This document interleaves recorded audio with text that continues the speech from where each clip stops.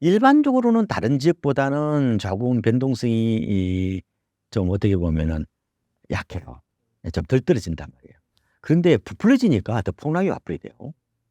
2022 년에 미국발 고금리 쇼크가 터지면서 서울 아파트 값이 실거래가 기준으로 한 해에 20% 빠졌어요. 주식도 아니고 20% 까지 빠집니까? 외부 쇼크가 닥치면 흘러내립니다. 그래서 아파트가 과거의 어떤 그런 일반 부동산으로 보시면 안 될 것 같아요.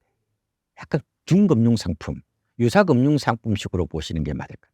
이게 표준화돼 있다 보니까 훨씬 더 이게 그 안정된 게 아니라 불안정성을 좀 내포하고 있는 뭐 그런 말하자면 변동성이 강한 어떤 그런 상품이라는 것은 어느 정도 좀 받아들여야 될 것 같아요. 그래서 만약에 뭐 서울의 아파트를 사면은 그 지방이나 수도권에 비해서 상대적 어떤 그런 뭐 가치제 이렇게 볼 수는 있는데 그게 절대적이지는 않죠. 우상향에 대한 어떤 그런 맹목적인 어떤 어 믿음 이런 거는 진짜 위험한 거죠. 그 마치 이런 거예요. 저는 그래서 집을 사시더라도 한 채 정도만 사시라고 말씀드리는 게 서울에 집 두 채 갖고 있으면 불안해서 못 살아요. 마치 그 바람 부는 날 계곡에서 외줄타기하고 같은 거예요. 왜 한 채는 뭐예요? 대부분이 그 전세 끼고 있을 거 아니에요. 세입자가 갑자기 나간다면 어떡해요? 나는 그러면 세입자하고의 관계를 봤을 때 나는 채무자잖아요. 언제든지 그러면 채무를 어떻게 보면 반환할 준비가 돼 있어야 되는데 그 뭐 다른 세입자를 끌어들이다가 채무를 갚겠다는 것은 그걸 어떻게 보면 빚 돌려막기 하고 같은 거죠. 그래서 저는 아파트가 일반 토지나 건물하고는 좀 다른 것 같아요. 그 우리가 토지를 보면은 그래도 든든하잖아요. 그죠? 그리고 빌딩 봐도 뭐 든든하고. 근데 아파트는 이게 기본적으로 이게 약간은 더 자산화, 금융 상품화가 진행이 됐기 때문에 외풍에 취약한 모습이 나타난단 말이에요.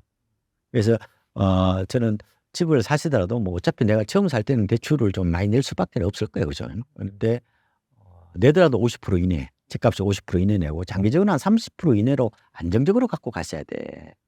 우리나라는 기본적으로 굉장히 이 외풍에 의해서 쉽게 흔들리는 그런 경제 구조를 갖고 있기 때문에 아파트도 어떻게 보면 같은 거거든요. 더 심하니까 이 어지럼증이나 이런 물미를 어떻게 보면 안 겪으려면은 좀 안전벨트를 좀 팽사히 좀 단단히 매고 여러 채를 벌리지 말고 그냥 저는 좋은 거 한 채 뭐 이 정도 사는 거는 뭐 저는 관계없다고 보기 때문에 그리고 이제 비중을 좀 줄이셔야지. 그래서 요번에 보니까 KB 부자 보고서 보셨죠? 그거 보면은 부자들이에요. 그 부동산 비중이 전체 자산의 55% 밖에 안 됩니다. 제가 가장 이상적인 행태를 부동산하고 금융의 비중을 5대 5로 가져가라고 그러거든요. 쉽지 않습니다. 그 5대 5로 가져가는데.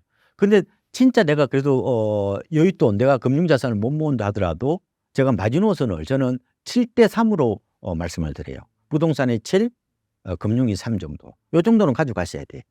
그래서 지금 당장을 못 하니까 로드맵을 짜셔 가지고 뭐 5 년짜리 내가 로드맵을 짠다고 그러면 그때까지 내가 금융 자산을 좀 늘리고 부동산 비중을 줄이겠다. 그것도 설사 강남이라도 이왕이면은 좀 한 채 중심으로 좀 슬림하게 가져가는 게 좀 낫지 않을까.